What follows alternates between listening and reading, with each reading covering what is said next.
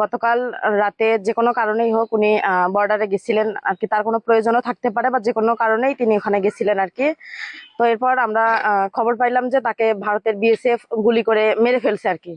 আর মেরে ফেলছে, সে গুলিটা ওনার চোখে লাগছে। আর একজন মানুষ যদি বর্ডারে যে কোনো প্রয়োজনে যায় বা বিএসএফ যদি তাকে ধাওয়া করে, সে পিছনে দৌড় দিবে। গুলি করলে তাকে পিছন থেকে লাগার কথা। আমরা যতদূর জানি গুলি তার চোখে লাগছে, মানে তাকে সামনাসামনি হিট করা হয়েছে। এখন আমি ভরসা রাখি হিরো স্মার্ট ওয়াটার পিউরিফায়ারে।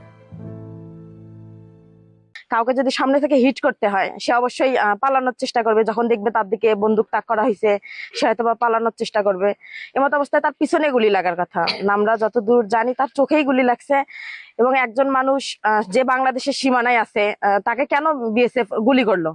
তার যদি কোনো ভুল ত্রুটি পেয়ে থাকে, তাকে গ্রেফতার করবে বা তাকে বিভিন্ন রকম সাজার ব্যবস্থা আছে আমি যতদূর জানি।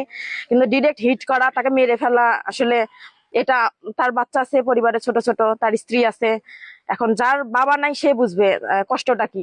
এখন তার বাচ্চারা যেভাবে বাবাকে হারালো অকালে, সেও অকাল মৃত্যুবরণ করলো। এটা আসলে আমাদের কারোর কাছেই কাম্য ছিল না। এই যে তাকে মেরে ফেলা হলো গুলি করে, এই সুষ্ঠু বিচার হোক।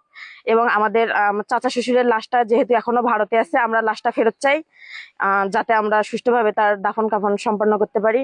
পরিবারের লোকজনের সবারই আশা থাকে, মারা গেছে এটা তো আমাদের জন্য অবশ্যই দুঃখের, কিন্তু তাকে আমরা নিজের চোখে দেখবো এবং দাফন, মানে মুসলিম সম্প্রদায়ে যা হয় আর কি, দাফন কাফন সম্পন্ন করা, এটা আমরা সুষ্ঠুভাবে করতে চাই।